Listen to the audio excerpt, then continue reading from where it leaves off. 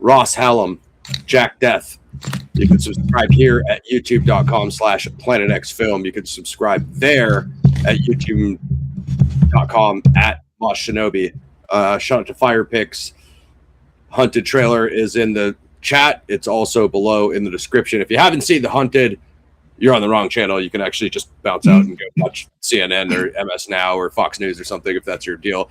If you have, you're in the right place. So 2003. It's hilarious because me and Gaz have been talking about this movie for like we were talking about stuff that just like had nothing, like random action movies. We're like, hey, so what's that Hunted movie with Tommy Lee Jones and Benicio del Toro? We brought it up like 50 times. But yet there's like several films with that title, and then folks, remember there was like 1 week, maybe two, when we mentioned The Other Hunted with Christopher Lambert from Highlander. And we were talking about that, and then for some reason, well, it's a pretty obvious reason, because it's The Hunted with Christopher Lambert is about a secret ninja organization, and there's a notable train scene on there, pretty sick action scene. So my mind just naturally thought, oh, that's the one we're doing. And then, of course, we're actually doing in this as well. Yeah, exactly. There was the confusion. And then it was, no, you remember the other Hunted film we've only mentioned like 60 times? It's that. But it's a really good movie. I'm hoping you guys have seen this. So, I mean, there's a little bit of flavor of like the Most Dangerous Game in here in that first scene where he kills the hunters, and we're going to cover that. There's not that much on Wiki, guys, so we're just going to go off my official PXF notes and just talk to you guys in the chat. Most likely, we'll go through the Wiki, but it's not very long. So the Most Dangerous Game, obviously, I thought you guys would like the parallel there. This is also William Friedkin, the director of The Exorcist. So for all the Zodiac heads, Gaz was asking me about The Exorcist letter last show when we did Vanishing Point. So go check that out in addition to what we covered with the Richard Grinnell theories relating to Vanishing Point, the Zodiac, LA Times letter, and Donna Lass, missing persons cold case. So, obviously Zodiac said, The Exorcist is the finest satirical comedy I've ever seen. But I was just telling Gaz I miss this director because he has a lot of good work. Most of it I've seen, such as The Exorcist and the bigger stuff. But obviously, Gaz and I were talking about a couple of the films that I haven't seen. But obviously, Rules of Engagement is the film he directed 3 years before The Hunted. He directed Blue Chips, which, that's not like, an action or a crime movie or anything, but Nick Nolte and Shaquille O'Neal was a big deal in the 90s, obviously, because Shaq became probably the biggest superstar the NBA has ever seen. I think Rampage does that. That might, I have to check Rich's notes, because Rampage might have some connection to the Zodiac. That is 87. And then Gaz was talking about To Live and to Die in LA, 85. Cruising is an Al Pacino movie where he goes undercover in New York, like the homosexual serial killer scene. Sorcerer is 77. You said you couldn't remember if you saw Sorcerer or not, Gaz? Not sure, to be honest. So I know that's a big deal. Everybody always talks about that one. It's like a late 70s grindhouse movie. And then a little bit before that, The Exorcist, and then The French Connection. I'm kind of amazed by this dude's he's got everything in there. He's got crime, horror, action, thriller. Like, this guy is so solid. Very practical director. I think, and I'm not 100% again, because it might be a very long time ago since I saw it. I think I've seen Killer Joe, which was, I think that was kind of a Western-ish movie. I think he did that one too. So that's this dude's all over the place, man.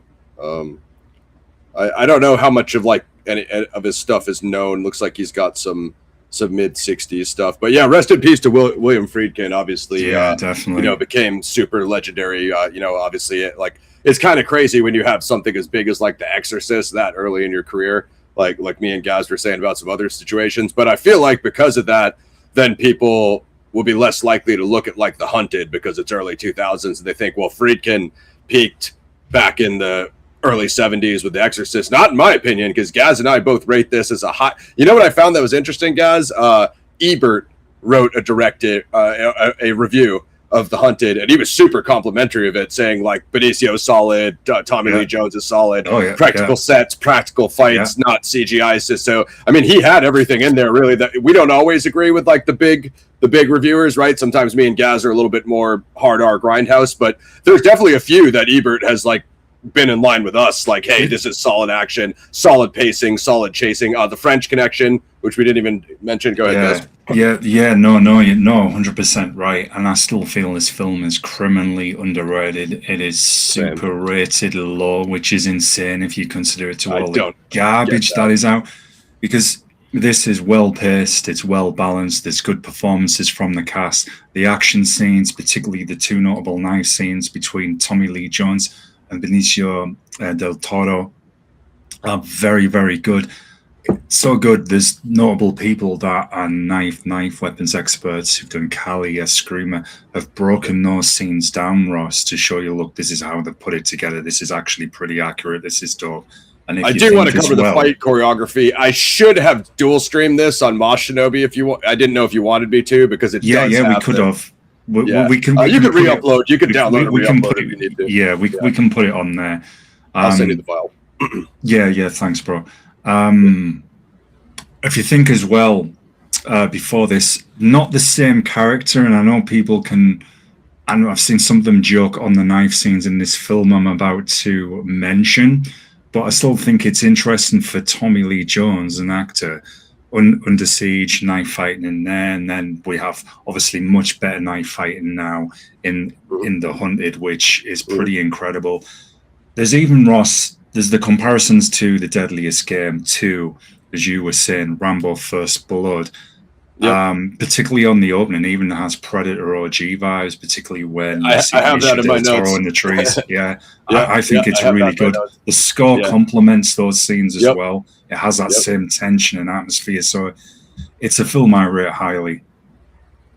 Apparently, Benicio brought in those Cali Filipino martial arts modern arnis experts, as you were saying, and I also want to point out that Tommy Lee Jones is 56 in this movie. I remember the first time I watched this on VHS. My family probably rented it, or I got it from the supermarket or something. I don't remember the exact details. But as Gaz and I have watched thousands of films over here, as you guys know. But when I watched this the first time, Gaz, like, I was so blown away by the practical action. Like, and it never crossed my mind that, like, Tommy Lee's in his late 50s and, like, that's unrealistic that he's fighting the younger guy and stuff like that. That was something that never occurred to me, just because Williams Friedkin's pacing is so good. You know, usually when Gaz and I have a con against a film we're reviewing, we're both usually like, okay, the pacing started diving in act 2 or act 3, but not with William Friedkin, because from his formula of The French Connection and arguably being the greatest chase director of all time, the pacing in this movie is like 90 minutes perfect. I can see why, if you're not like a bloody martial arts, like hard R, like fight movie type, like Gaz and I are, you know, that The Hunted wouldn't be for you. That's really the only criticism. Like, if you're not going to want to see the blood and the gore, which it's not for everybody, I get that. That's really the only downtrod that I could really see people holding against it if they just don't like action or hard R. I was thinking that too. Yeah, definitely. And I think, Ross, because Tommy Lee's performance and the way they've put together the action scenes well, despite him, say, being more senior compared to his former student, it's convincing, because we both know people who can be more senior, very experienced, that can still put people down because they've kept themselves in shape. They've trained, obviously, to that high level. It's become natural to them. Yep. And Tommy does a good job. Yeah, exactly. So Tommy does a good job for presenting that. Not, for example, as we see in Game of Death with the gentleman coming down the stairs, who's probably best thing he says is when he's getting choked up, shit. He's about to... no, this is a positive example of it.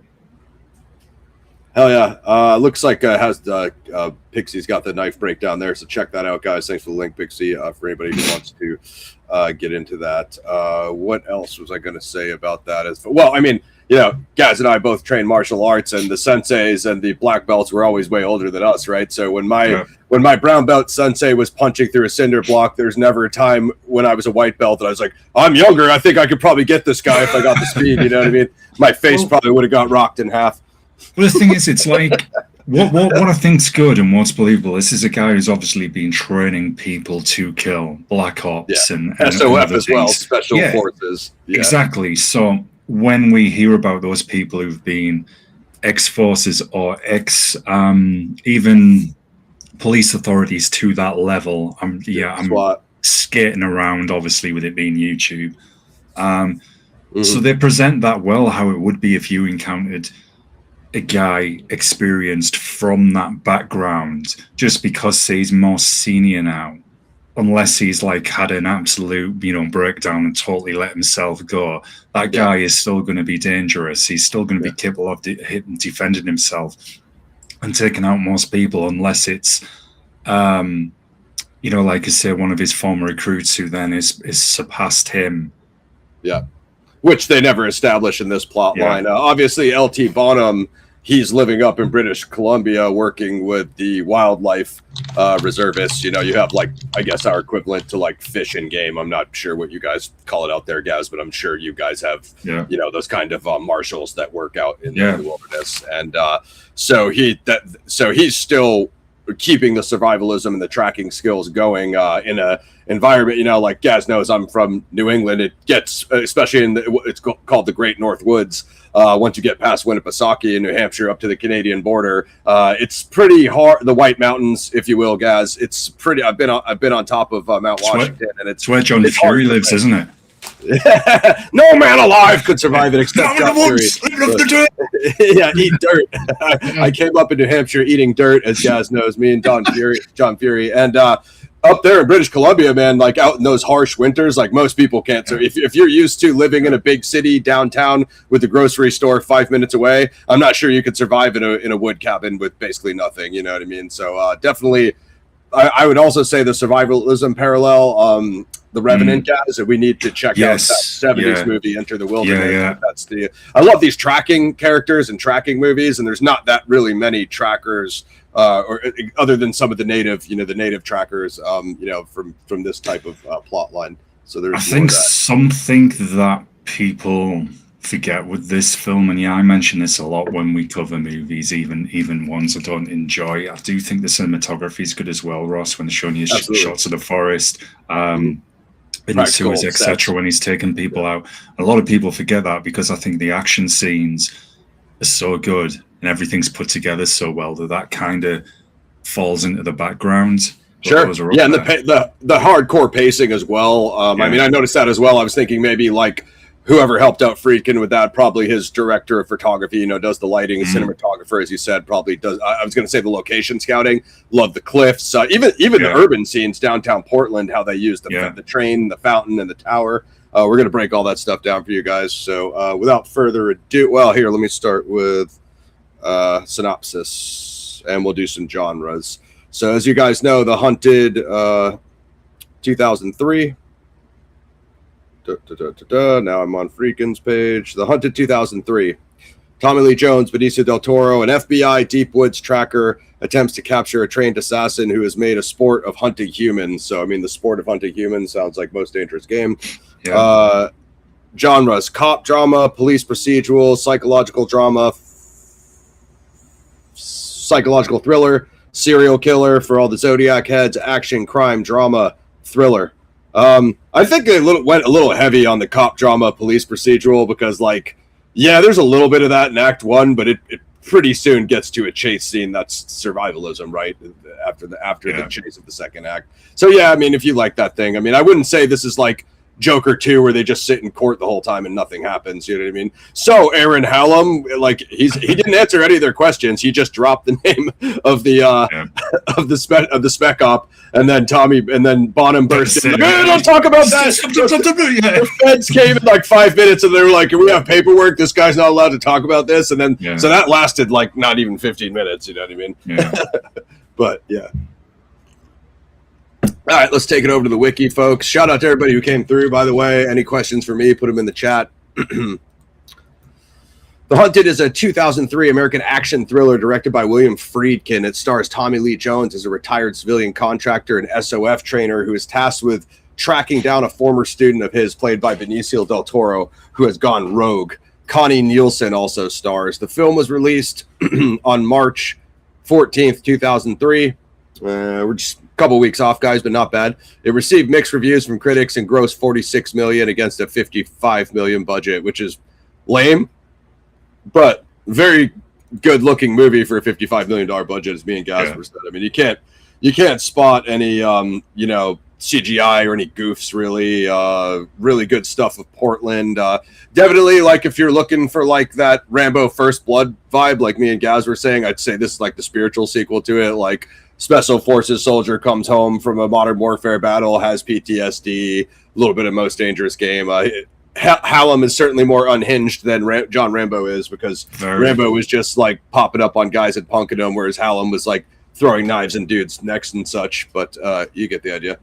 I mean the opening scene, well, the second opening scene past the flashback, I guess. Yeah, I want to talk about that. It's definitely an ode to First Blood.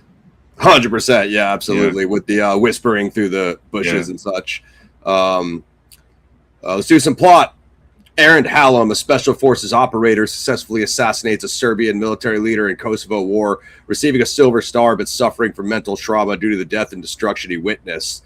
In Oregon's, let's just break the flashback down first, guys. Very, I could see like how he carried over like that whole like Rules of Engagement was such like an inflammatory film in terms of content, and what it covered was basically talking about the Afghanistan war. But I think Friedkin is like, hey, how can I take it up a notch from that? And then it's like obviously The Hunted, because I don't know that many movies that tackle the Serbia and Kosovo conflict. I think Behind Enemy Lines with Owen Wilson and Gene Hackman, and then possibly Enemy of the Gates. I'm not sure if that was Russia or there, but other than that, I don't think there's that many films that tackle this topic. And I remember at the time, for a lot of you guys, it's going to be way before your time because it's like 90s stuff, but this was in the news nonstop in the circuits here during the Clinton era. Like that's all they're covering. Like, oh my God, Bill Clinton is involving it. Like at the time, I was probably too young to understand some of the geopolitical conflicts, but like when you look at what happened there with the Serbians, with the genocide, what they call it back then, ethnic cleansing, I can kind of see why Clinton got involved with that one, because you don't want it going down the road to another like war. It's a bit like saying, should the U.S. and the U.K. Have gotten involved in World War II? Well, yeah, obviously. You know what I mean? So it's like you can't just let the conflict fester. But I don't know what your thoughts are on that, Gab. If you guys know any of other films that cover that. Pretty much the same as you from what you've just said. It's like you have a grasp of, yes, this is bad, but you're not quite aware of all the as you said, politics behind it. Obviously, do when you get a bit older. Strangely enough, I did see a film probably 2 years ago or so, which was set in this era, and it was showing you a lot of the violence that was happening in that conflict with both various paramilitary forces and the actual official forces. And it was weird, Ross, because whilst all this was happening, it was a pretty brutal scene involving a village, out there in the Balkans. And it was weird because you think you're watching a war movie. It wasn't a great film. And then it turned into this horror film where they came across a vampire who literally just started taking out everybody. Both sides didn't care, and it was quite strange. It was like, well, where did this come from? Very strange comparison, but that's literally one of the only other films I've seen this in. I love those genre switches when the war films turn into a horror. Obviously, like Overlord, and we've never gotten like a decent like Wolfenstein that could go down that route. But for sure, no, definitely interesting. But just to bring it back on here real quick, and also I forgot to do the drops, so I'm going to do those after this flashback, and then we'll go into the first timeline scene. Basically shows the soldiers basically killing those civilians, guys, for those who don't know. That's what I was trying to remember. It probably was Behind Enemy Lines is the Owen Wilson one. Was Russia, but I was just trying to remember. I don't know how far Serbia and Kosovo is off that Russian front territory. What do you call that? Border. So basically, some cool scenes with Aaron Hallam. I really like the way that they established his character, guys, because obviously in Rambo First Blood, they never show you Rambo in combat. You just assumed like some bad stuff happened to him. There were some brief flashbacks in the police station when he had the scars on his chest, and they tried to wash him down. They're like, let's give this guy a haircut, wash him down. So Rambo had those like PTSD things, but it doesn't deep dive into what they did with like Aaron Hallam here which it shows eventually. It's going to show you his like training montage, but it came right into this. I like how it started right with the action, right in the mission, and then obviously what he witnessed happened to like the civilians with like that girl going through the bodies, like looking for her family, and then obviously he what would you call that? He isolated the officer, right? Because he saw what happened. He was like, oh no, I can't. So he snuck around with the kind of stealth tactics that LT Bonham taught him, right? And then if you guys have seen the movie, you know what happened to the officer. We can't really say, but a lot of like PTSD that Hallam has comes from like how he brutalized that officer because he's seen what he did to civilians, so pretty crazy. It was like the guy giving the order to basically terminate the civilians, and he just like looked on with cold blood, like he just didn't care because they were from another ethnic group. So Hallam handled that, which was his assignment in being sent out there in the conflict. Pretty soon after that, guys, if I'm not mistaken, it really nice shot of him upside down lapel down that wall, guys, right before he falls through to get the officer. Some nice SOF tactics, and then the PTSD flashbacks, his medal ceremony of his unit, getting all the silver stars, and basically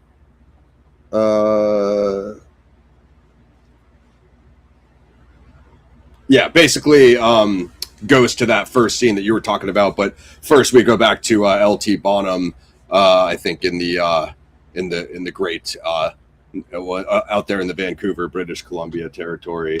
Enemy of the Gates is crazy. He got that officer out of there. So you finally seen this one, Pixie? Did you watch it last night? It used to be on Netflix. I think they took it off. But you can rent this on YouTube, guys. I think it's on Amazon as well. So Hallam Special Forces successfully assassinates a Serbian military leader in Kosovo War, receiving a Silver Star but suffering from mental trauma due to death and destruction he witnessed. In Oregon's Silver Falls State Park, he confronts two men who are deer hunters with sniper rifles, whom he believes are not genuine hunters. They chase him but fall victim to his traps. Hallam kills both of them with a knife. We can let you break some of this down, guys, if you have anything on it. I just feel it's very much a callback to First Blood.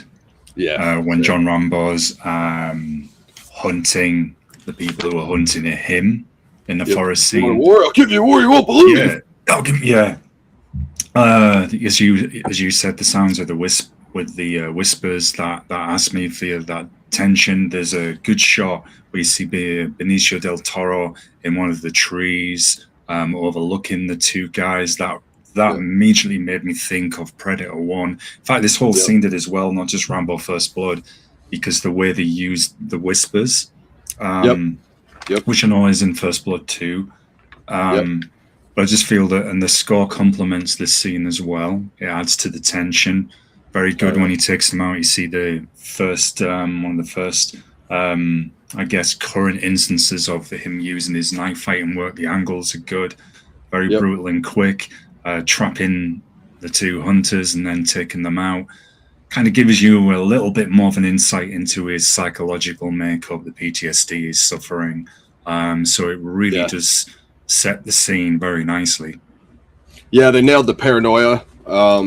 And so before that, LT Bonham is Tommy Lee Jones, and they go to what he's got going on. He's up in British Columbia living in the cabin, like me and Gaz were saying. He's tracking a wolf because he's tracking the blood tracks, and then he creates a remedy that I think that's the hemlock or the pine that he chews, Gaz, and he puts it on the paw to regenerate the paw, but he gets him out of the snare. So I knew I was going to love this movie, guys, when he goes into that local bar and asks anybody if they've been leaving stairs out there.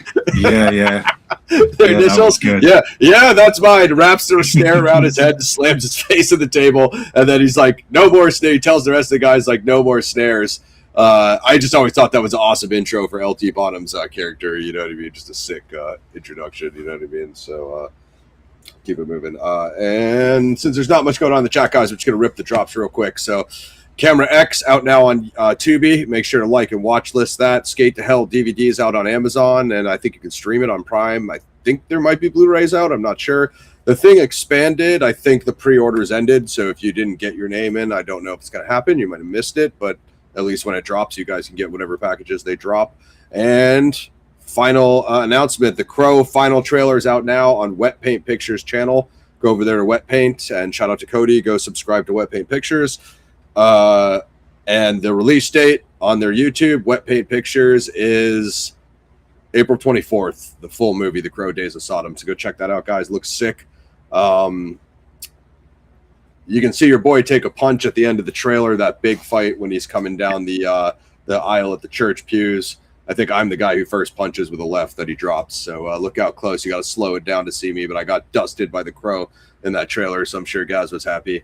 I was, yeah. It reminded me of when he got strangled in that other one for years ago. Yeah. Last time, I've been wanting to do that for years.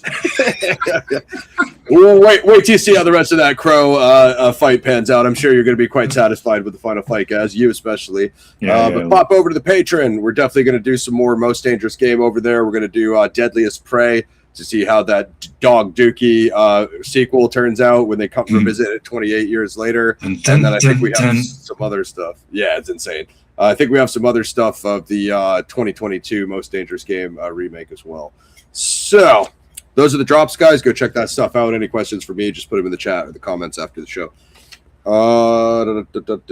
yeah, the First Blood type scene, 2 rifle hunters. So they give the federal officer comes to Bonham, gives him the file. They fly him down on the helicopter, and he looks at the files on the flight. He obviously knows that it's Hallam, or he suspects that it's Hallam. Episode 5, the Lake Herman Road ambush. Expect it soon, within the next couple months. We're probably maybe about halfway done editing. That's the best I can do on Zodiac. I don't really have any live shows or anything like that planned. But yeah, we'll get, as soon as 5's done, we'll start editing 6. And what up, Cheryl? And then I got to go to Berryessa in September to shoot 7. So there's your schedule. But get ready to just wait for some long editing. PXF, number 1 on YouTube. Like, sub, and share. You can click the join button for a membership. You're going to want to like and sub. It's lock in for a long one.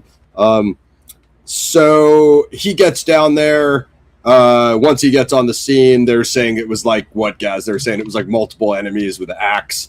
And he's telling him, like, it's one guy with a knife. And how do you know? Because he threw his knife at the tree right there and da-da-da-da. So he gets onto the trail. He eventually finds Hallam's stuff in the tree, in the cave. And then they have their first scrap. They kind of do like a fencing type thing, guys. Yeah. Kind of face off to level check, feeling each other out a bit. Yeah. And then they go for a warm up, and then they have a bit of a roll. Oh yeah, no, that's a crazy movie. I know what you're talking about. Yeah, that's a wild film. Welcome Cheryl as well. The Somnambulist. So I'm gonna ask you guys, because I don't know if I missed this or if you recall it anytime. So when he says, like, hey, you didn't answer my letters, does Bonham ever tell Hallam why he didn't answer the letters? It's just because he didn't want to be involved in the... I don't think he did. I can't remember. Yeah, I can't remember him actually stating if he did or not, no. Well, he definitely got them, but as far as answering, you know what I mean? Like, so, like... I mean, and in the film definitely shows that he did get them as well, especially even more so at the end. I think he just didn't want to be writing letters because he thought that, like, Hallam was going to talk about the missions or whatever, and he's just, like, sworn to secrecy, you know what I mean? I think so. But if we missed that and you guys have the answer, feel free to put it in the comments. But that was just, like, I don't know if that was a plot hole. Well, I'm going with that. I mean, it's obvious the guy's been trained in assassination, Black Ops, etc. When the police first get him, and and Tommy Lee Jones is quickly, do you want to get yourself killed? Yeah, we're coming to that. Operation Black Eagle Mongoose. That's basically the FBI rolls up and Hallam gets tranked, and that's how they take him into custody originally the first time. So all dope intro scenes so far. Did you like that? I'm going to say there's spoilers here, folks. That first face-off they have, because it's kind of like the forerunner to the final fight that they have. Oh, hell yeah. I liked that linkage. That was good. Same. There's a lot of those juxtapositions. I noticed another one too when Bonham is running across those water fountains in Portland, and they kind of do that lower edge, and that's gonna be like, okay, they're gonna fight on the waterfall cliff at the end. It was kind of it was like another cliff side. So like you said, if that was cinematographer or DP, whoever, obviously like the director doesn't pick every shot or location scout, ridiculously good job on that. So meanwhile, we and Gaz covered some of this, but we'll rip through Wiki anyway. Meanwhile, L.T. Bonham, a former survival instructor who instructed Hallam, lives secluded in British Columbia, rescues an injured white wolf caught in a snare, treats it, and confronts the man responsible for the trap. Later, the FBI approaches Bonham for help in capturing Hallam. Bonham hesitantly joins the FBI task force led by Abby Durrell and proves that Hallam, not multiple attackers, killed the hunters. He convinces Abby to let him track Hallam alone, but must carry a radio. Bonham finds Hallam's belongings in a cave, encounters him. Hallam explains he killed the hunters because he believed they were government agents sent to kill him. Despite Bonham's attempts to persuade him to surrender, they fight, and Hallam is tranquilized and arrested by the FBI using Bonham's radio signal. So we're coming to the interrogation. I can't remember if Abby Durrell, who I believe is Connie Nielsen, is that the actress that was married to Tom Brady? Think it possibly is before his second wife, or either that it's the other actress from The Fugitive, but it's one of them. Well, it's possible. I'm not sure. That in the background. I'm not guaranteed on that one. When during interrogation, Hallam is uncooperative and fixated on discussing animals rather than his actions. He only wants to speak with Bonham, who advises him against revealing military secrets. Abby learns from Bonham that his father prevented him from enlisting after losing his brother in Vietnam. Instead, Bonham became a tracker. Hallam is handed over to current operators of his former unit, led by Dale Hewitt, who warns Hallam can't be criminally prosecuted due to classified military assignments. On the way to transfer him, Hallam realizes he is to be executed to keep silent and escapes killing the operative. So basically, he starts rambling about like chicken slaughter and animal rights and such as a metaphor for him hunting those humans earlier. And then he starts talking about Operation Black Eagle Mongoose, and that's when Bonham bursts in and tells him you can't talk about classified information. So those first, like, was that not the local authorities? That was the chief when he walked in, and he was like, I guess he said, well, this was on federal land. So because it's on federal land, that made it the FBI. Because I'm going to be honest, like how disorganized those cops were in that first scene catching him up until Bonham helped him trank him. I was like, this seems way more like local PD than it does the FBI. Like the feds couldn't possibly be this unorganized. You know what I mean? Yeah. But I'm a little unclear on that it was just Portland feds operating at an extremely low level. Very much, yeah, very much so. I think that's all we can go with. Oh, we can like surmise from that, because then when it doesn't even say who the agents are, other than like they're from Hallam's old unit, but you basically assume that those are like CIA spooks if they came from the agency. You know what I mean? Yeah. So it's like, and he gives them the paperwork. But did you have time to read that letter? It was just like he was enlisted, so he's ours. Basically, but I don't know whose authority that was on. That's got to either be the agency or like Department of Justice or the Pentagon or something. That's the only, I suppose I'm clutching at straws here because I obviously rate this film highly and I enjoyed it a lot. But somebody that capable and dangerous, who's taken out trained people, government operatives after Bonham. They're only going to give him so much time. Then they would have brought a team in to take that guy out. Oh yeah, I suppose that's the only criticism. And I am thinking again of the various Rambo movies where they kind of talk to is it Colonel Troutman, and I think they do that in some of the movies. Like, right, if you don't get this guy soon, we're going to bring a team in to take him out. Which did not work in Rambo and wouldn't have worked on Hallam either. But there is that Troutman line, like, if you're going to send that many, then you better send one thing. What's that? A good supply of body bags. And when Bonham burst into that meeting, you saw he had that similar, like, if you go after my boy, it was like almost the exact same. That was definitely a Rambo homage. Yeah, it was like the same line, which is dope. I mean, Gaz and I are both fine with the Rambo homage. So basically those dudes, essentially what they do is what Gaz said. They sent that team disguised as the agents, because when they transport him in the prisoner truck, they were just going to dose him anyway. Dale was going to dose him. So we can break that scene down, Gaz. That scene was sick. So I was wondering at what point it was going to go horribly, because I knew it was coming based on scenes previously established in the movie. And let me see. So there's like obviously that microdose injection kill of the poison, but the inhalant. But right when Benicio, or should I say Hallam, wraps the chain around the dude's neck, and the driver turns around and looks to the thing, and the dude headshots the driver in the forehead. I'm like, come on, dude, you're some elite SOF agent, and I get there's times when you're shooting under fire, but isn't that essentially what you trained to do, is like shoot under pressure, and the first thing you do is shoot the driver in the forehead? That's about as grindhouse as it gets. He obviously chokes the other guy to death, and then he injects Dale with the inhalant, because he told like Hallam like it's going to be painless. The Hallam's like, is he painless, Dale? He's like a way more unhinged Rambo. Yeah, and the camera works good as well, because you kind of do feel you've got this literal up close, almost first person perspective in a way, and when the driver's taken out, the camera shot of that happening is really good, in the way the doors open on the van as well. Very well executed. Hell yeah. Hallam's handed over to operator as his current unit, led by Dale Huna, who warns he can't be criminally prosecuted. On the way to transfer him, Hallam realizes he's to be executed and escapes, killing the operative. So I want to talk about his escape. Was really sick. I like how he switched clothes inside there. Like I like the detail. Like he made every move where you like watch like 80s movies and you're like, okay, he's wearing an orange prison jumpsuit, you know, like Hallam had every detail, you know, which was sick. It almost felt like you were watching an action novel as well, because it has those subtle nuances in when he's, like you said, when Hallam changes clothes and he says to all the civilians, hey, get my buddies out of the van, you know, they need help, you know, call someone.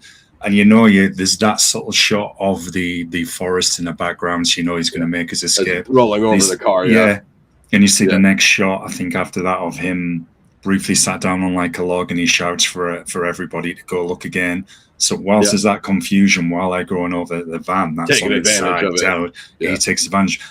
That was really good. I like that. Not just I know it's good sometimes leaving it to your imagination.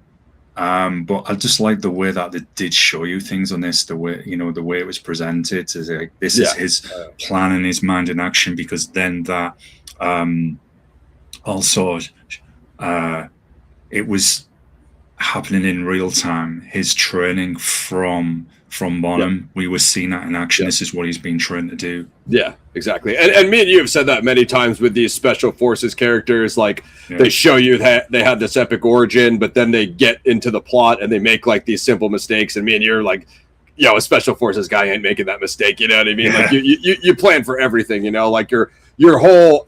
It's all adaptive, right? So like you plan for these chaotic events and to be able to adapt to them in the moment, which is what that showed you. I think it gave him a lot of depth, and I think it was a complicated character, you know, like similar to John. Yeah, he wasn't just one-dimensional. It wasn't just he just had the combat and nothing else, you know. Unlike he's gone rogue and he's just offing everybody, and we're not going to attempt to explain why. There was a lot to Hallam, and a lot of context. Yeah, from what he's been through.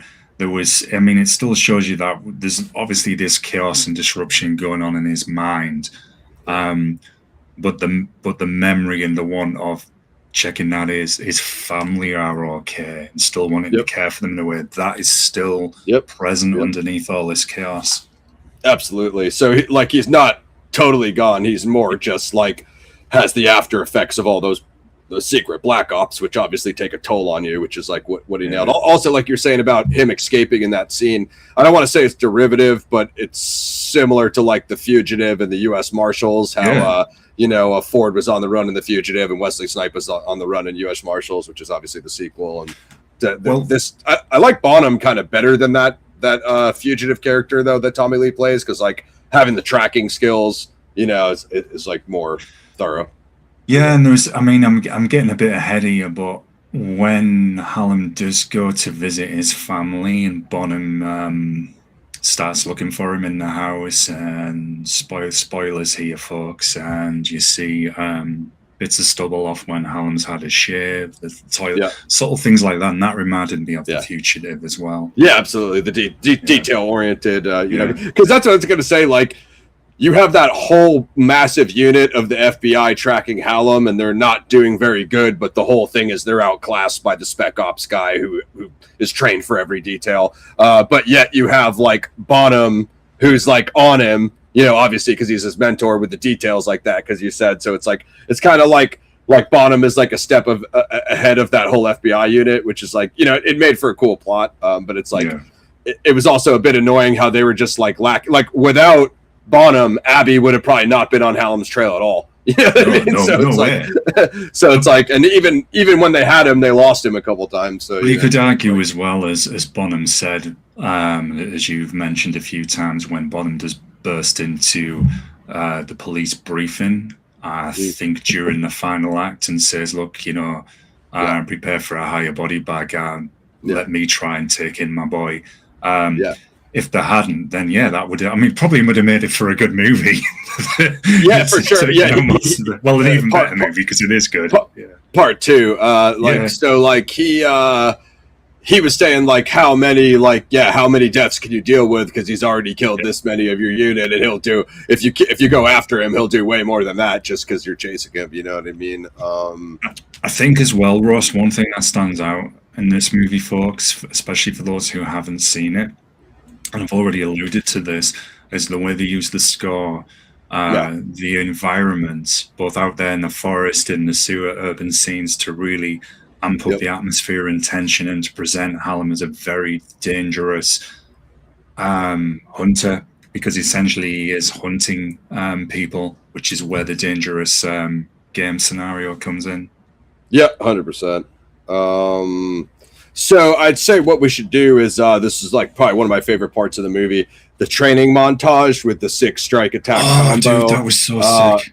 Also the knife building, like that's my favorite part in this movie is the training montage of him teaching Bonham teaching Hallam's unit, and then and the knife building, like you said, and then how it comes full circle on that final fight when they both build their knives again to take on each other. You know what I mean? Like, I think that's like the best callback linkage, you know what I mean? Like it probably, maybe in an action movie, but certainly in this action movie.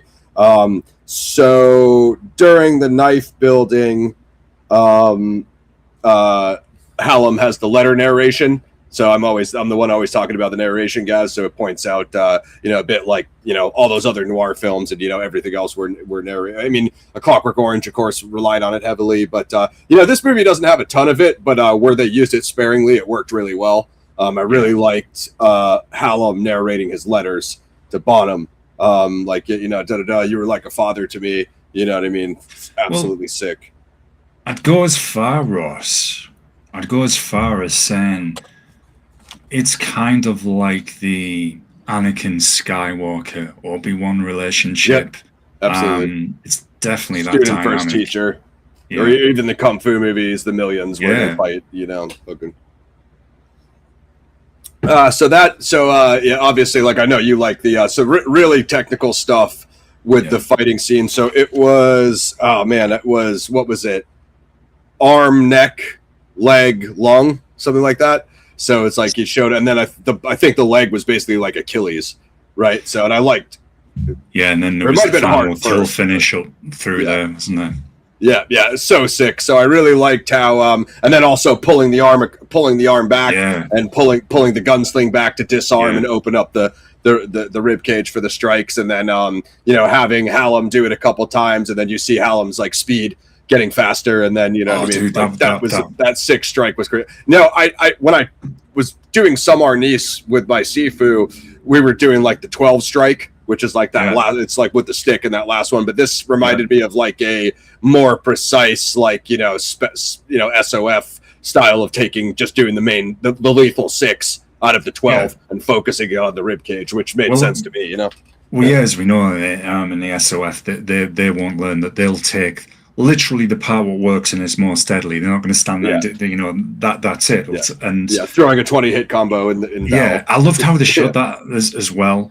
And then, as you said, the change in speed from Bonham, where he was saying 1, 2, 3, 4, then right finish. Right.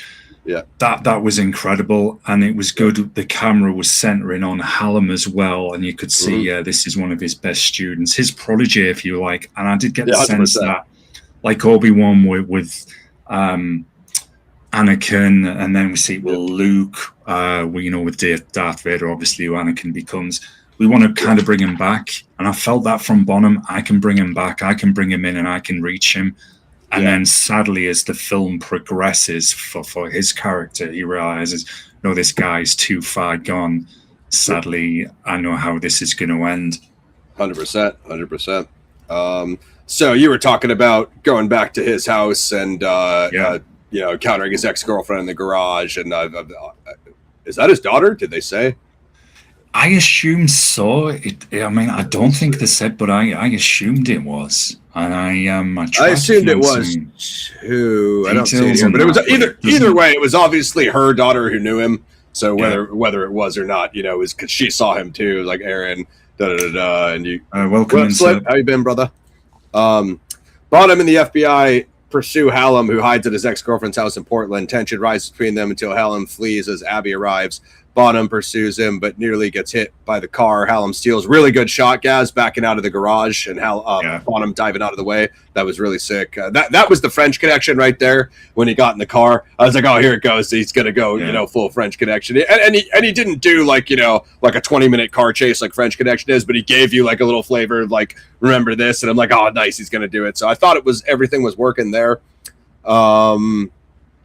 They later find Hallam's silver star and a letter accusing Bonham of sending the hunters, revealing Hallam's paranoia. So a really sick city chase, and that's the other juxtaposition that I like what you were saying is like starts with the most dangerous game with the hunters, ends on the knife fight in the cliffs with the waterfall, but that urban city chase right in between. That was incredible. Really good shots of Portland, like our man Steven Spins at Needles was saying. Like I said, I don't know if any other film really captured Portland because obviously Rambo is up there, but Rambo is like in the woods the whole time. You really don't ever see the city or any of that stuff in Rambo. So it is Slippy. Yeah, and Tommy Lee Jones, that's why I was saying earlier, I feel that is one of the forgotten components because it's a very well-balanced film, very solid, as we're breaking down for folks the urban chase. But the cinematography is really good as well. There's some beautiful shots. You know what? Like, because, Ebert said that Freakin' is like the chase goat. I also saw like a lot of like, I don't even know when the Bourne movies started coming out, but I saw like a lot of like Bourne in that chase when Hallam was chasing Bonham was chasing Hallam, and he was in the crowd, and Hallam was behind the truck, whatever that was, the UPS or the mail truck or whatever, and he creeped around the back, and then he realized like, oh, he threw me off. Like Bonham realized, oh, he threw me off. He doubled back, so he was like a step behind him, but he was catching it fast enough to stay on the trail. Whereas the FBI unit would have gotten lost from any of those zigzags. Yeah, I think that's a good call, bro, because I think Bourne was it a few years after this, around the similar time? Right around the same time. Maybe one might have been around that same time, but I felt like Bourne used a lot of those. Even if it wasn't The Hunted, it seemed like some Friedkin-type chase scenes, you know what I mean, with the kind of parkour-esque whatever. But let me see what I have in my notes. I remember there was a lot of good stuff. Escapes from the house. So basically, those FBI units that. Oh, actually, I feel like there's a lot in between there before they get in the tunnel because he chases him through the park, right? And then there's that shot, or maybe that's not yet. I think I have it in my notes here. It's coming up. Like the waterfall and stuff, like I was telling you when he goes through the fountains and he gets the bike, he pretends to be homeless and all that stuff. That was all sick. So I guess the tunnel is before that, just before that. The agents track him into there from Abby's unit, like her captain, and I think another guy, and then like her partner, really it was, I think. And then he has the knife thrown to the dude's neck. So is that then after he jumps off the bridge when there's the guy, the sniper on the helicopter? I think that's later on. I think because they're down there in the tunnel, then he chases him up to the train. But the one dude, remember, he sees the body and he's like, "Don't move," because the blood he thinks it's Hallam, but it's actually the dead body. Absolutely. I think it was the final strike. It was like that kill strike, right, guys? 5 or 6. I think it was a slice down the sternum. Yeah, there was a slice chest, down the that was sternum, hard, and then just before arm, the leg, kill heart. strike up. Yeah. Lung, arm, head, leg, heart. Yeah. So he's looking at the dude, and then there's the tunnel chase, the street chase across the fountain. Hallam's eye through the water when LT looked at it. That waterfall shot was really good shot. The edge, and then like I was telling you, the edge of the fountain was like foreshadowing to the edge of the waterfall at the end. And then of course, like Fugitive has that famous waterfall scenes. I have to look up where Fugitive was shot because I wonder if that was similar, like West Coast, or I think that might be supposed to be New York or something in that movie. I can't remember. So yeah, the train sequence, like obviously the Biden. I mean, again, I haven't been to. Last time I went to Portland, I didn't spend too much time downtown, but it was my understanding from what Wiki said. It was, or I read it somewhere. I think that it was a fake train. So Hallam escapes into a sewer, ambushing and killing FBI officials, including Abby's boss, Harry Van Zant, and her partner, Bobby Murray. He takes a hostage to evade capture and leaps off a bridge. That's what you were talking about. But there's a lot in between there of when they go through the train, and then Bonham catches up to it, and he breaks through the roof. And that's when the FBI stops the train, and then Hallam takes the hostage, and he goes up that tower. Now I gotta say, of the jump, we're assuming that was a stuntman, and Benicio didn't do that jump into the water, right? Because that was like maybe Benicio did it. We'd have to Google it. But you know what was good about that jump was the way it showed the posture and form when he was entering the water from crossed his arms straight into the. I didn't notice that. That was good. Yeah. If you don't tuck your chin, you'll crack your neck on that water. You know what I mean? So that was cool. I assumed that was a stuntman because you didn't have the close up, but. Especially like Gaz said, the chopper with the sniper, and that look on Hallam's face, like that was really good acting because he was totally unfazed. You know, like you got the sniper on me, but I'm gonna jump this freaking tower, and when I hit the water, you guys are not gonna catch me once I swim out. You know what I mean? So like it wasn't scared, it wasn't fear. Like he knew he was gonna get away. Like the confidence, I really like that shot. You know, and the camera shot of the water as well after he landed in it when it breaks. Because he held his breath to go under. Yeah, that was really good. Yeah, and basically what Bonham said as well, like. Once he hits the water, you guys are not going to catch him. You know what I mean? So, because he can swim like a fish. Even he knew. He's like, there's no chance, guys. So tower up at the bridge, jump into the water. Dude, when he climbs down that pipe, and then obviously he starts molding the metal from all that twisted metal, like, if that was a location scout, how do you find that when you're like, hey, I'm going to make this sick survival chase movie, and then you find that location, you're like, it was the most perfect location I've ever seen. Obviously, when Bonham tracks him, they reshoot it when Bonham comes down the pipe after him, and he starts setting the traps and stuff. But I was like, I thought that was maybe one of the best locations in the movie, other than that that waterfall edge that they fight on. You know what I mean? Did you get the impression from that twisted pipe? The rusty pipe. Yeah, definitely. Like I was saying, that's why I was mentioning earlier about the way this film uses the environment to 100%. Add levels to the tension and atmosphere, particularly when he's drawn in one of the FBI agents. You know that scene because there's the guy is taken out. Spoilers here, folks. Again, I should just have that constantly on screen whenever I talk. Character unalived here. When you see that, you know, there's a guy who's already been placed unalive. Ross, and the agent's coming in asking him to come out. The way he draws that guy in, and then to take him out with a knife, as you see. Oh man, that was so sick. Yeah, just like I liked his reaction speed. Like as soon as he climbed down it, he started going through the metal pipes, and he grabbed one that was like the right shape that he could. Now I don't know, because don't you have to get like a super heated flame in order to like work metal? So I don't know how realistic that was, that he was able to make fire and work the metal, but how it looked for the movie, I was like, that scene has always like resonated with me as like one of the best films, one of the best scenes in the movie. And there was a good thing. Hallam and Bonham's first encounter, right just after the opening flashback. I forgot to say this, and what's kind of good is we've been mentioning a little about that student kind of sensei dynamic. And Hallam at that point is getting, in the first knife fight, I guess, is getting a better a little bit of Bonham. I think doesn't Hallam disarm him somehow? And then this is what I thought was good when Bonham literally takes up like a a bit of bark, a bit of wood. He's trying to use that so it's better than nothing, so he can defend himself. Oh yeah, that was good, Ross. That was one of the good parts of realism. We've picked up on some of the other things like you've just mentioned, but that was a good scene. I thought, well, there's nothing there. Guy's going to try and defend himself with something.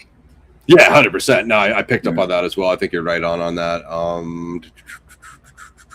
How far did I get on? Talked about that. Yeah, sorry, Abby, I took us back a bit. Leaps off the bridge. Abby, mourning her fallen colleagues, wants to send more FBI agents to the woods for Hallam, while Bonham argues this only lead to more violence and insists he should be the one to confront Hallam alone.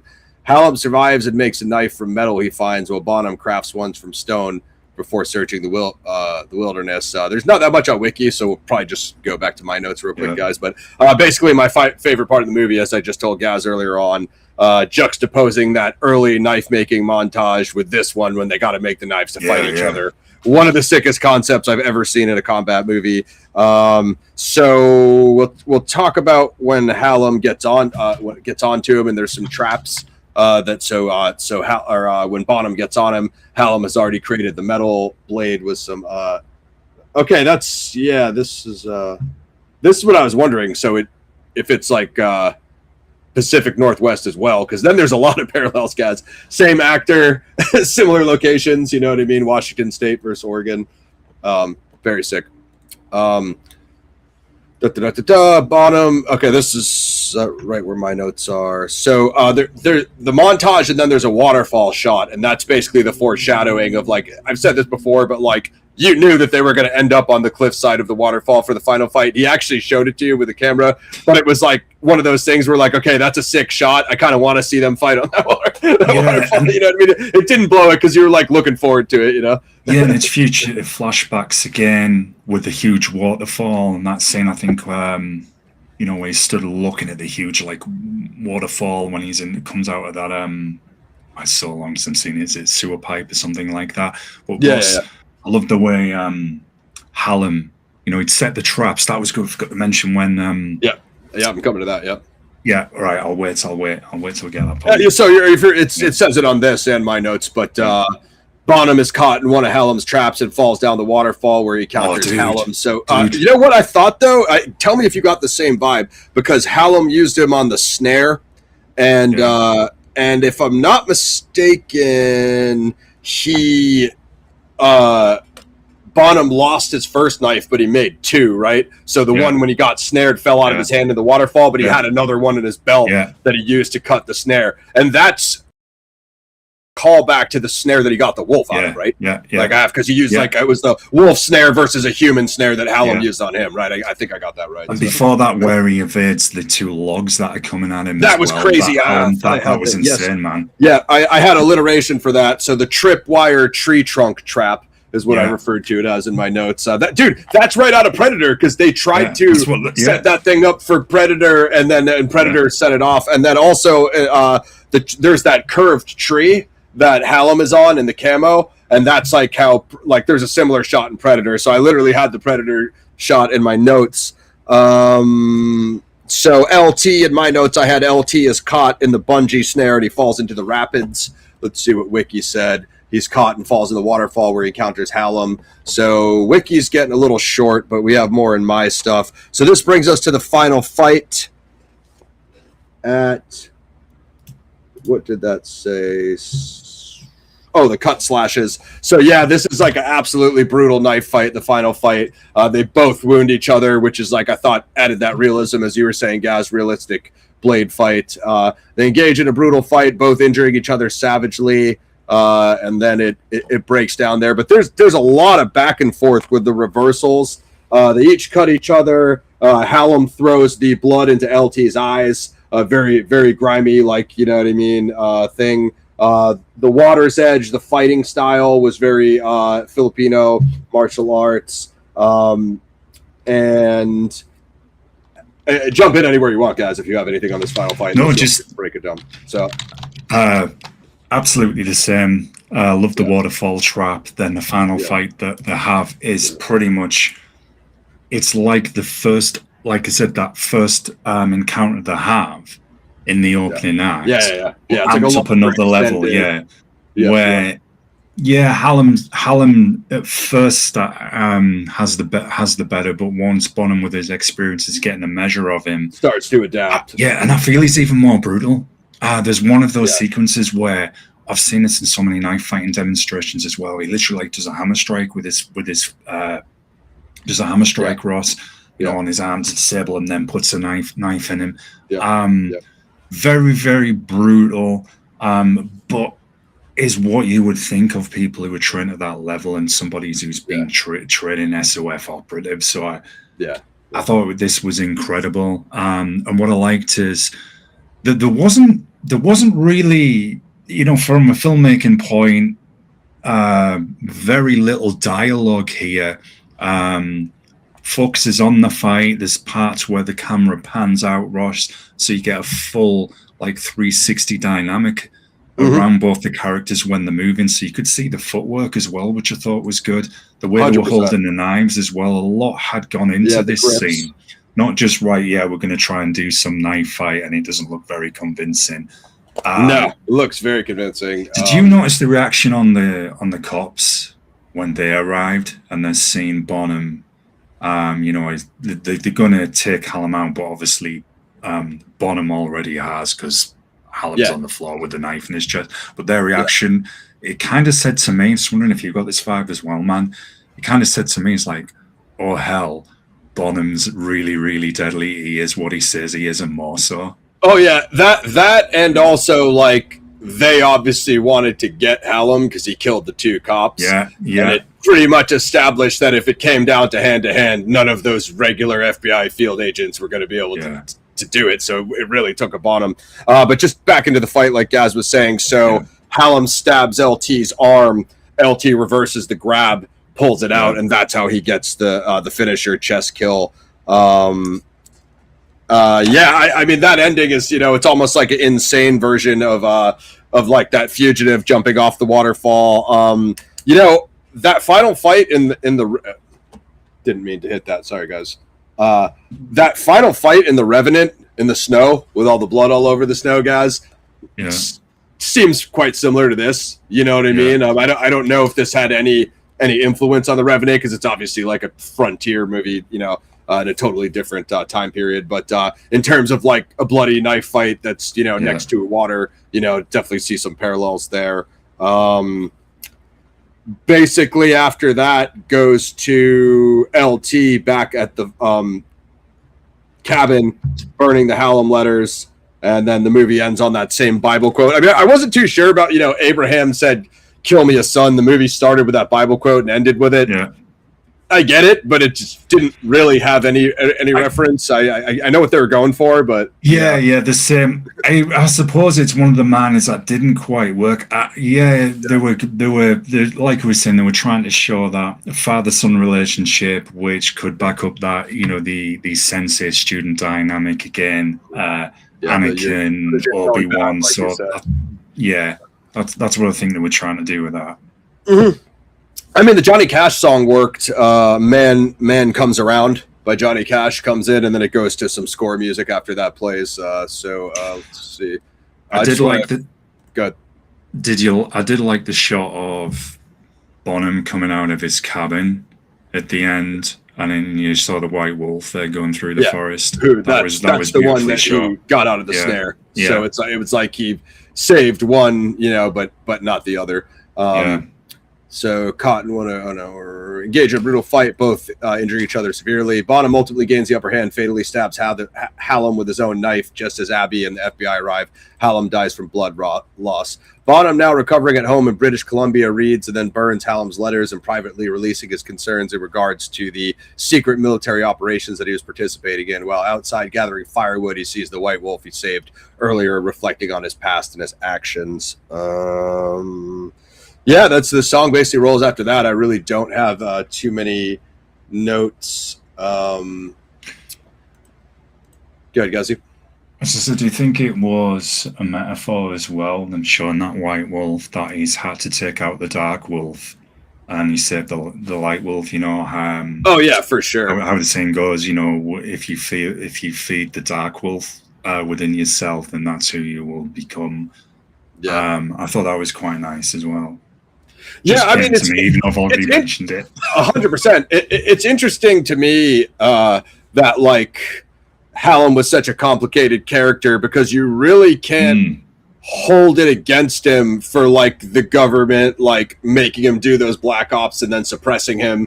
You know what I mean? It's like, what, he's supposed to go back to his family after that, you know what I mean? And then obviously he did kill some like innocent civilians, which was on him, but he wasn't like some pure evil character that was like, you know, the crazy guy in Cobra, you know what I mean?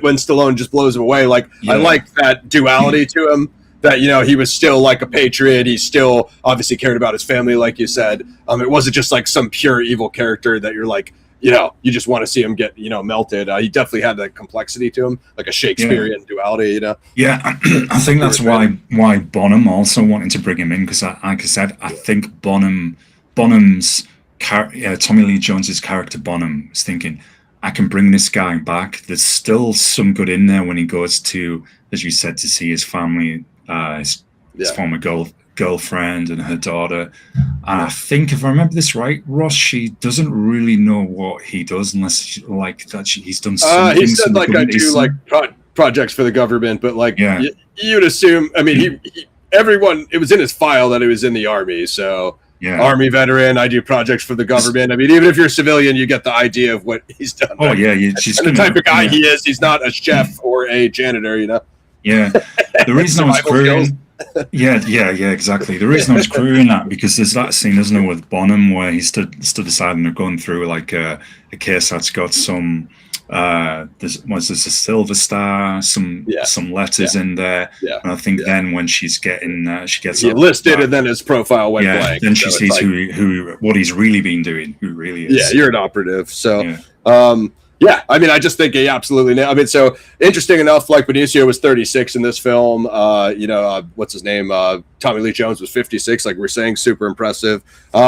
Like some influences I wrote down, like obviously Rambo First Blood, like we said, Most Dangerous Game. Have you seen Shooter with Mark Wahlberg? Yes, it's an excellent film. Very similar to the plot line of this, without some of the nuances of like Shooter's like, they try to take him out because he's an operative. He's not necessarily like killing random people like Hallam is, but like I said, that knife fight in the end of The Revenant in the snow. Ravenous, the river in Ravenous. It's Ravenous is like 4 years before this. So the water, they use the river and the water a lot up to the waterfall. That reminded me of Ravenous. Obviously, the Fugitive, because he, Ford dives off the waterfall in The Fugitive. And then, like we said, a lot of notable stuff from the director. You guys aren't going too crazy today, so we'll probably just finish Wiki, and then me and Gaz will do our ratings. You can tell we're rated high. Yeah, I mean, there's influences in there again from Predator, obviously. Fugitives. Languages escape me now. Fugitive. Excellent. That was convenient. A mental breakdown live. We've never had one of those before here. I have one every Saturday. So there's only a couple segments of Wiki, guys, so we'll just tear through them for you. Production. The film was partially filmed in and around Portland, Oregon, and Silver Falls State Park. Portland scenes were filmed in Oxbow Park in the South Blocks, the Columbia Boulevard Treatment Plant, and the Tom McCall Waterfront Park. And we kind of glossed over it, guys, but just that chase of when he goes into the park and he's like down that wall and he like hides under the blanket, like he feigns homeless, and then he steals that bike, like that, like how he adapted to each thing. And that was sick, dude. Like it's a quick sequence, but like very well done in terms of like seeing a SOF guy, he's hiding under the blanket, then he's grabbing the bike and he's gone, it's just like that's what this film does so well, as we were saying, when he comes out of the crash, when he's escaped no custody. It shows you how he is using his training instant to adapt reaction and survive. Like that's what you want to see, because like if as well as the chase scene involving the fake light rail train on the Hawthorne Bridge. So I think they just built that for the scene, guys. But it looked sick. I mean, it looked real to me. Might surprise you guys. I'm not a structural engineer, so I could just watch an action movie and looks good to me. And bro, when you get further down on the production as well, folks, this was partially inspired by a real life incident. I'll let Ross get to that.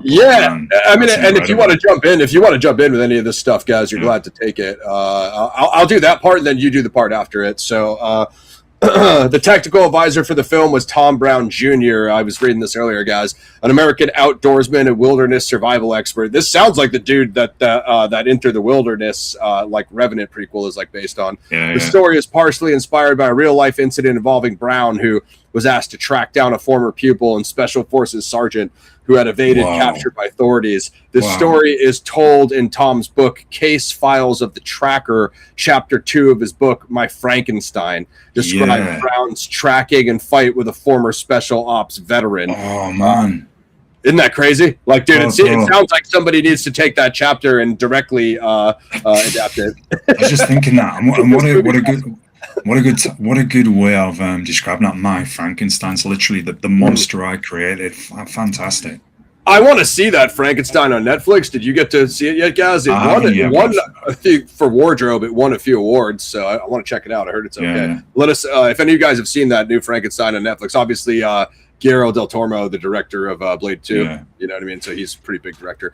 You take this next point. Yeah, guys. And it says the hand-to-hand combat and knife fighting in the film featured Filipino martial arts. Thomas Kia and Rafael Kayanen, probably butchered that, of Sayok Kali were brought in by Benicio del Toro. Man, that's insane.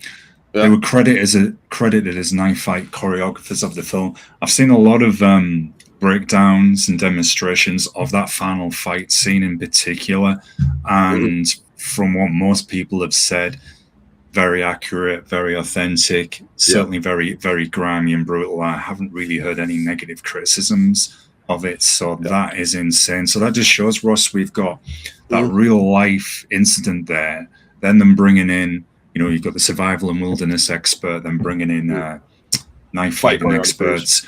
Dude, that's insane.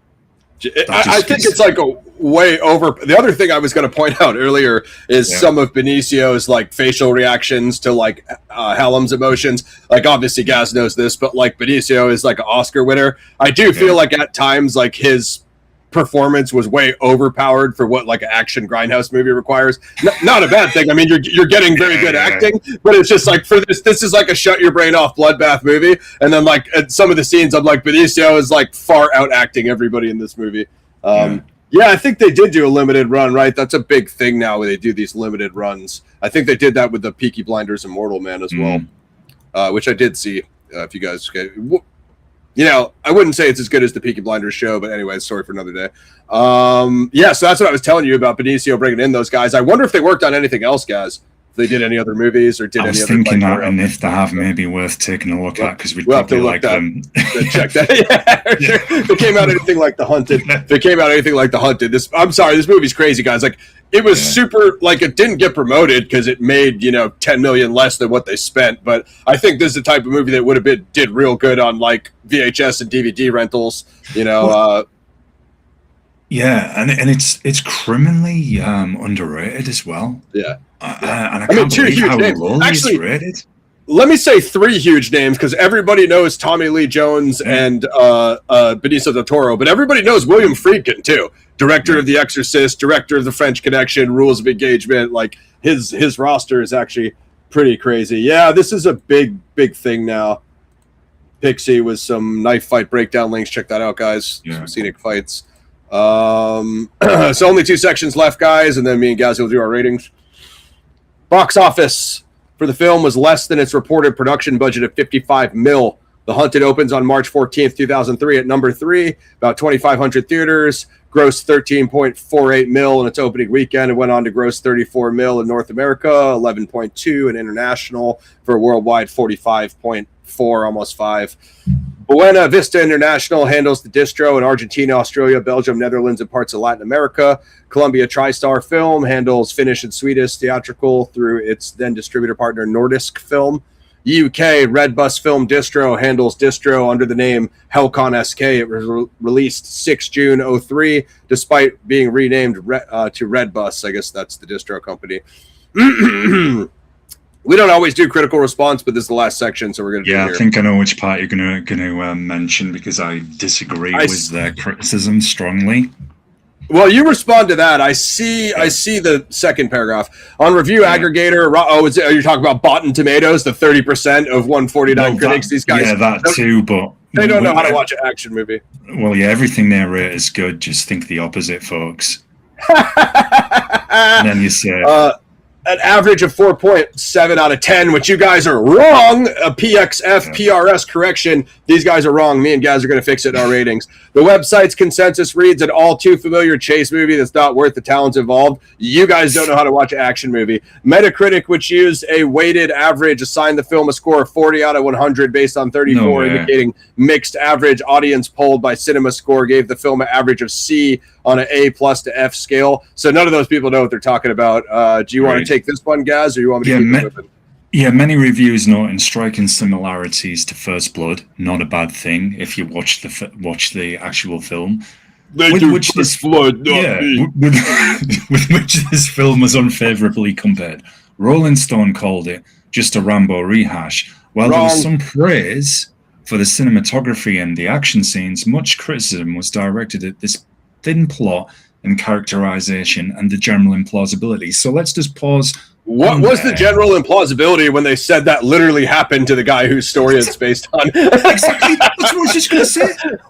Literally happened. But this happened. Remember, we had the same conversation with Heat because people said Hana talking to Macaulay in person wasn't realistic, and the real McConaughey talked to the cop that was tracking him in Chicago. It literally happened. So if you guys read a history or a crime book, you'd learn a lot. It's like I always remember somebody I know criticized the OG Gladiator movie. You're right to criticize Gladiator Part 2, but we won't go there. And we were criticizing the final fight with Maximus, saying like, "Oh, it wasn't good enough. He should have like beat the out of him more and done this, that, and the other." And he got poisoned before he walked out there. Like, what do you want? You know, it's like not freaking Bruce Lee. He just instantly adapts. Come on. And it was like the way this guy was describing it, like Maximus was Predator or something, Ross, and I'm just getting. What if Commodus comes out with 2 swords and then Maximus just shoulder blasts his head off? Like, I think this movie just switched genres. Like, yeah.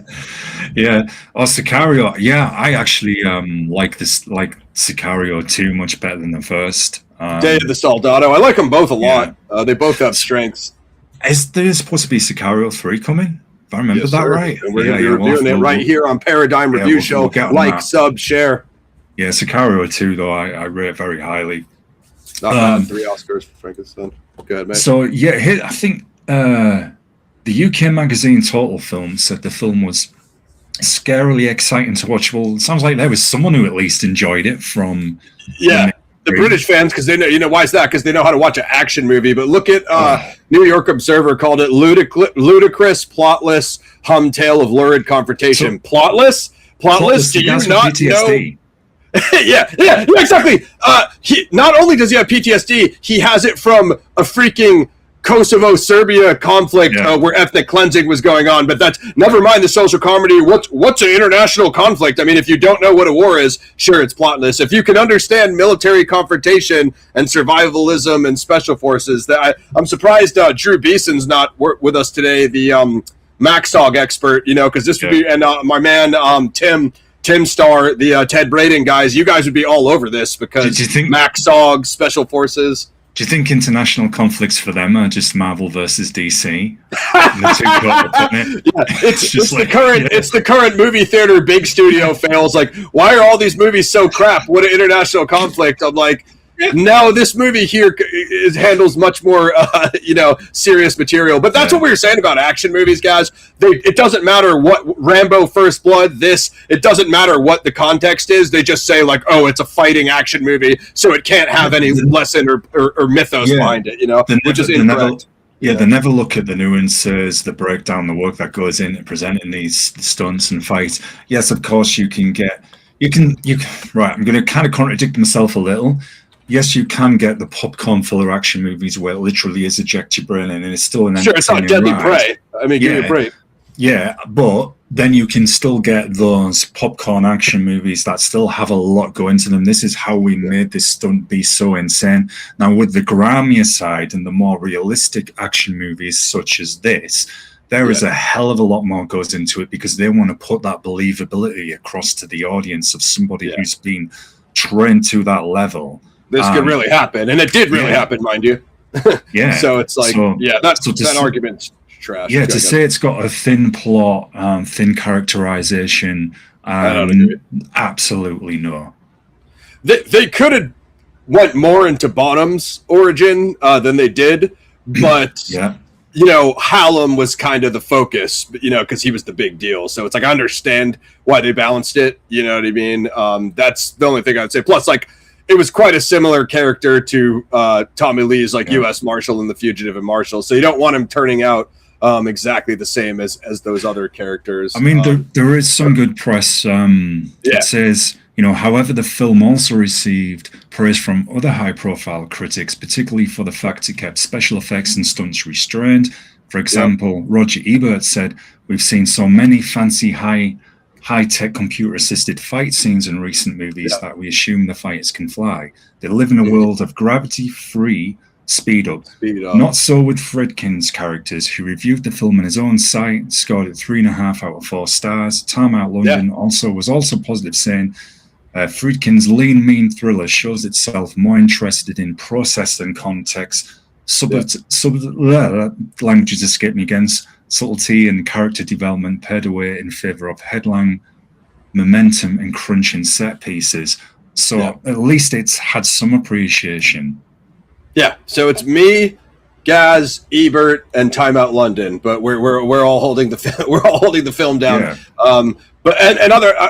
What I was going to say, guys, what you were saying is the griminess and the grittiness of that final fight, from coming down the rusted pipe to him making the rust weapon to fighting on the waterfall. Like, I don't know that I've seen a grimier, grittier climax in a film than those final catalysts leading up to, like you said, when freaking Hallam is laying on his back with the knife in his lungs from the death strike, bleeding out when the FBI finds him. Absolutely insane. I mean, again, if it's too bloody and you don't like the bone crunching action, I can understand, because this film is a hard R. I'd be interested to know, Ross, and we don't know if they did this originally, if that was perhaps reshot, that final fight, because when you have the flashback, the training montage of the 6 strikes with the knife. I think there's across throat, lung.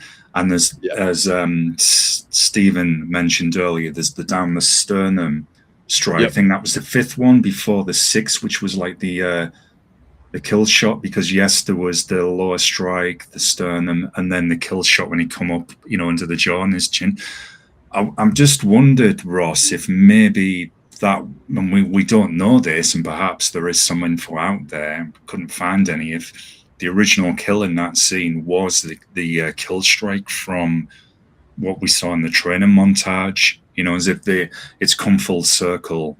The instructor's taken out the student who's lost his way and used the deadly finishing move, for want of a better word. 100%.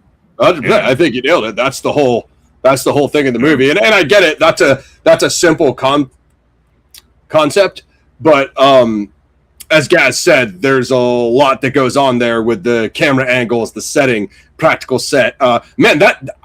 It looked like when he was hanging from that snare, the bungee snare, and he fell in the waterfall, it looked like that was Tommy, right? They had the close up on his face, so I'm pretty sure he did that. 56 years old, he hung from his ankle on one leg and cut that rope off. And we didn't even mention when he fell in the water, dude. When he went through the rapids.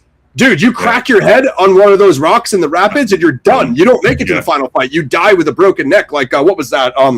Apocalypto, when he jumped in the waterfall and the dudes chased him, and one of the dudes cracked his neck on the underwater. So it's like, there's a movie that showed it to you. You know what I mean? So, man, when he fell down those rapids, I don't know if he did both stunts, but it looked like he did the first one, which was to drop into the water. And that was a very good call, because that final scene in Apocalypto and that chase scene's awesome. Another epic, infamous chase, which around the same era. So I think we're wrapping to the end, guys. You didn't go too crazy today, but it's okay. If you like The Most Dangerous Game, if you like The Revenant, if you like Rambo: First Blood, if you like Ravenous, if you like Shooter, if you like That's everything on my list. The Fugitive. If you like William Friedkin, if you like Exorcist, you know what I mean? If you want us to do more William Friedkin films, I still have to watch To Live and Die in L.A. What else do I have to watch? I have to, maybe, we still want to do a Gene Hackman for you guys. So maybe me and Gaz will do The French Connection for you guys. I love Rules of Engagement. I definitely want to watch The Sorcerer. I have it on my list. And then obviously The Exorcist, the finest satirical comedy that we've ever seen, to quote the Zodiac. So let's go to our ratings, Gazzy. I'll keep it short because I just think the film's fire, and we've already gave you many reasons why. It's maybe one of the sickest. All I could think of, Gaz, is like I would like to. I'm gonna show you guys something after we do these, but I would like to get like a VHS copy of this because the only I don't want to say criticism or con, but like the camera is not like a super like HD 4K crispy camera, and because of you get that little bit of grain, like when we used to watch VHS tapes back in the day, it actually plays to those grimy Portland wilderness backdrops because it brings the grime and the grit not just from the sets and the fights like Gaz was saying, but from the picture itself, the actual framing. It's not a super clear 4K movie, and I think in this context it works for this type of film because you get that dirty survivalism. I'm Hallam out in the wilderness, living in the grit and the grime, eating dirt like no man alive, John Fury. But this is a sequence where I'm like, I don't need a super crispy IMAX camera like Dune Part 3. I can live with just a little bit low res, low fi for a practical movie, like Ebert was saying. Practical fights, practical effects. You know what I mean? So it's not the. I will point that out if you're used to watching Marvel movies, like Gaz said, and you're used to watching IMAX camera. This is not an IMAX movie, right? But because the whole concept is in the wilderness survival griminess, I think it actually plays to the fact that you're just going with the pace and the chase. You're not so worried about, hey, could Friedkin shoot this with a higher res camera, so I could watch it in 4K. Like, it's not a concern in this movie. So I really think it makes you feel like that's a long way of saying, like, it makes you feel like you're out there with Bonham and Hallam, you're out in the wilderness, It's it immerses you within the environment for sure. Exactly. That's what I was saying. Yeah, hell yeah. So, as Gaz was saying, criminal underrating on IMDb. Everybody over there owes us a like and a sub. 6.1 out of 10 with almost 55,000 ratings. A bunch of people who don't know how to watch action movies. You guys are all fired by PRS. 9 out of 10 from Ross. 9 out of 10, The Hunted, one of the most epic films. When I was saying that thing about the camera, guys, the whole time I felt like I was watching a 90s movies. Me and you always talk about these 90s VHSs, 80s and 90s that we used to watch. And this is 2003, shot in 2001, 2002, but it feels like 90s action. It looks like 90s action. Yeah, it does. A lot of people argue that the noughties is especially the early and mid-noughties is like the 90s with better internet. So yeah, it has that feel because it's that early era. It's only just come out of the 90s. It carries that vibe. Perhaps if it had been released a few years earlier, may have been received more favorably. I feel it's criminally underrated. I've said that throughout the review. It has to be 9 out of 10. I think the way the action scenes have been put together and knowing the real life case behind this and bringing in survival experts, notable Arnes, Callier, Screamer guys, to give that grind. Yeah, the way it was shot as well, Ross, it was nicely paced. The characters weren't thin either. There was more to them. I disagree with that. That was Tommy Lee Jones was fantastic in this. Benicio del Toro as well. Connie Nielsen, she was also strong. The score even supported the film in parts as well in some of those action scenes. We have to look that up. I'm not sure who did that. Really good score. Yeah, like how say it on Wiki. Like how Predator has that notable score. So has to be 9 out of 10. A very well-rounded action thriller that I'd highly recommend. Composer's Brian Tyler. I'd like to pull up his filmography. Ooh, it looks like Marvel picked him up. So it's there's one company that was like, hey, remember the score? That was awesome. Hey, let's pay this guy a bunch of money to do that's a sensible decision they've done for once, isn't it? Yeah, very few, but he got away with it on that one. Looks like he did Transformers 1. He did Magnum PI. He did 1883, which is that's a Yellowstone prequel. It's arguably better than Yellowstone in my opinion. It looks like he did Scream 2022. I don't know which Scream that is. He did some Hawaii Five-0, Charlie's Angels. He did Rambo: Last Blood, which we reviewed here on the channel. He did. I want to get to now we're getting to some good stuff. Apparently he did The Mummy 2017, but I don't think that's the same as the other ones. Looks like he did some score for The Fate of the Furious, but he's uncredited. Looks like he did that Power Rangers remake 2017. Never saw that. Looks like he did some Triple X, The Return of Xander Cage, which that actually had some. Didn't that have Tony Jaa and maybe Donnie Yen in it? That had a few martial artists in it. What else did he do? Criminal. Oh, that movie's sick. Kevin Costner and Scott Adkins. Gary Oldman, I think, is the agent in that movie. Criminal 2016. That's a sick movie. Avengers: Age of Ultron, Furious 7, Scorpion King 4, Quest for Power. I think I saw that. I don't recommend it. I gave it a 2. He did the 2014 Ninja Turtles, Thor: Dark World, Fast and Furious 6, Iron Man 3. He did Expendables 2. Let's go. This guy's the action. This guy's the action conductor. Final Destination 5. Haven't seen it. Fast 5. Unstoppable. Our boy Lou Temple was in that. He did Expendables 1. Law Abiding Citizen.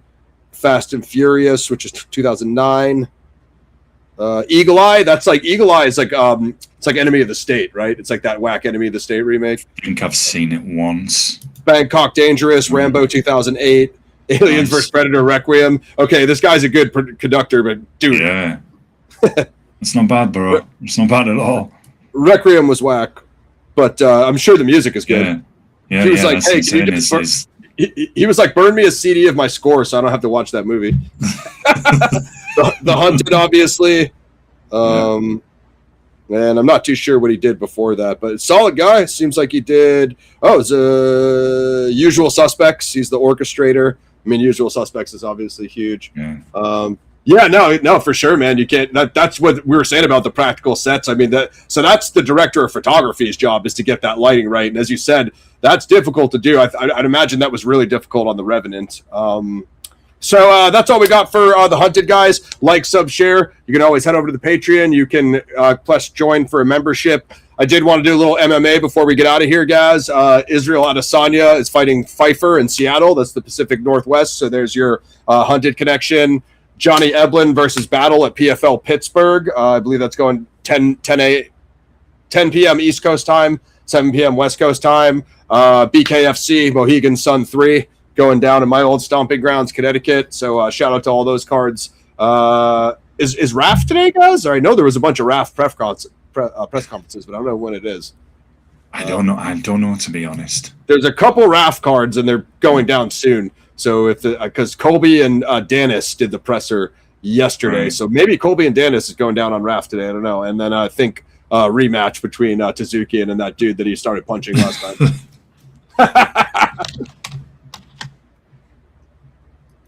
Oh, okay. I see what you showed me on The Fugitive. Starring Ford, was shot primarily in Chicago, Illinois, and Western North Carolina. Key locations included the Chiowa Dam. I was wondering about that for the jump scene. The Great Smoky Mountains Railroad in Dillsboro for the train crash, and various Chicago landmarks in the Chinoa Dam, North Carolina, and the train crash was in Dillsboro, North Carolina. Cool. Yeah, I don't know anything about those areas. Never been to North Carolina other than the airport. Arnold Schwarzenegger's doing another Christmas movie. It sounds like Slipknot, you're a menace. Why would you bring that up here? I mean, we've been covering the Dutch Return to Predator, the Commando 2 Matrix, and Conan 3, Conan the King. So like Dad said, of the three of those, Predator is probably definitely the worst if it's Dan Trachtenberg directing. But I don't know. So what's this new Christmas film? Is this Jingle All the Way too, or he's just going to play a crazy Santa? It'd be cool if he was a vigilante Santa, guys. that would be. I'm kind of scared about that. Let me see what I have in my bag. It's a bunch of gifts for you all. Like it's a bit how like Terrifier dressed up, like how Art dressed up like Santa in that third one, except just as Arnold with a bag of guns. Yeah, come down the chimney. Conan the King. Yeah, he's been breadcrumbing with us with that for 30 years, guys. The man with the bag. called The Man with the Bag. Is it action? What's the genre? I'm always looking up. A lot of his stuff got canceled. They were supposed to do that Governor cartoon. It got canceled. Obviously, they've had like 12 Conan the King scripts, and they love to just breadcrumb with that. Not too much going on, guys. Guys, what do we have for the schedule, Gazzy? I don't know if I have. I think I have. So we're going to do a vote slot for you guys. We still need to do a show for Chuck Norris. We still need to do a show for Gene Hackman. Did we do one for DeVal, guys? We did Falling Down, but I don't think we did anything since DeVal passed. We haven't for DeVal, and we've got to get Norris back on there as well. We're going to get Norris. We're going to do a poll for Norris. Alan Richardson, man, I love that dude. Got in a little hot water lately, beating the bag out of his neighbor, but it happens, right? He's a cool guy. I haven't watched The War Machine yet on Netflix. Did you watch it yet, Kazi? Yeah, don't watch it. I mean, it doesn't look crazy, but like, you know me, I can eject my brain pretty efficiently. Coming up in April, Where the Eagles Dare, April 4th. The Raid Redemption, April 11th. We have an open slot on April 18th. We're going to do a poll for you guys. We might either do Normal with Bob Odenkirk, or we might do The Thing Expanded if it drops by then. Or what was the other third one that we were going to do for that, Gazzy? I think we had one more. We had one more alternate, but I forgot what it was. So we'll do a poll for that, or maybe we'll pull in a Norris. We'll bring you guys in on that. No Escape, April 25th, and that's everything for next month. And then we'll drop the May schedule when we come around to it. So I think that's the show, guys. Shout out to everybody who came through. Slipknot, Fire Pixie, my boy Steven, Spins and Needles. Go subscribe to him. Cheryl as well, yeah. Everybody who came through, appreciate y'all. Like, sub, share. You can click a join button for a membership. You can become a free member on Patreon with Gmail, or you can join there as well if you're feeling froggy on the 2 tiers. I think that's all. Just join us for next week for Where the Eagles Dare. And then we will come up with something for that slot. I know there was Thing Expanded, and there was Normal with Odenkirk. The Killer, 4K release for The Killer. John Woo is coming back into theaters, so check that out, guys. And there's also a new Kung Fu trailer, The Furious, with 2 actors for the Raid. So check those out. We got Odenkirk, Normal, The Furious, and I'll definitely be watching The Killer, so I'll let you guys know. Yeah, it's a sick film. John Woo. Yeah, for sure. Yeah, it might be action comedy, but it might be an unintentional comedy, in which case we'll activate our Paradigm Review roast card, and we'll get back in the mix, because we haven't done a roast for you guys in a while. And Arnold, although he's my man, he's not above a roast. All right, guys, I think that's everything. The Hunted, go check it out if you haven't seen it. You can rent it on YouTube or Amazon. Tommy Lee Jones, Benicio del Toro, very sick. Like, sub, share, click a join button for a membership. Go join on Patreon. Sub Jack Death Gazzy at Mosh Shinobi. Shout out to everybody who came through. I think we are out. If you ever need a recommendation or a roast, drop it in there. We're going to drop a poll for you soon under posts, and we'll either let you pick one of the shows in April, or we'll drop a poll for some Norris films. You guys choose the best. Rest in peace, Chuck Norris. Rest in peace, Robert Duvall. Definitely. And then also Stolken, the principal from Back to the Future. He just passed as well, guys. Rest in peace to him. So a lot of actor passing. Top Gun OG as well. Yep, Top Gun and Back to the Future legend. So rest in peace to all those guys. So many fallen legends. But Paradigm Review Show, guys. Thank you for coming through. Appreciate the help with the links, Pixie. Glad to have you, Slippy. Watch that Sicario too, man. It's absolutely sick. I think being Gaz's both favorite, even though Denise Villeneuve directed one, so legend. But looking out for Dune 3 when that drops as well. But hey, if you see any grindhouse crime, action, kung fu that you guys think we would like, or even documentaries, we haven't done one in a while, but we'll probably definitely do The Thing Expanded once it drops. So that's all for the show, guys. Join us next week for Where the Eagles Dare. I think that's Clint Eastwood, guys, on World War II stuff. It is, yeah, Clint Eastwood and another legendary actor. Is it so legendary now? I can't remember the name. Ross, yay! We'll remind you next week, folks. So tune in to Paradigm Review Show, #1 most professional legendary film show on the YouTube. We're out. Peace. Just hit me up on email for any questions regarding Zodiac Files or anything else you need from the channel.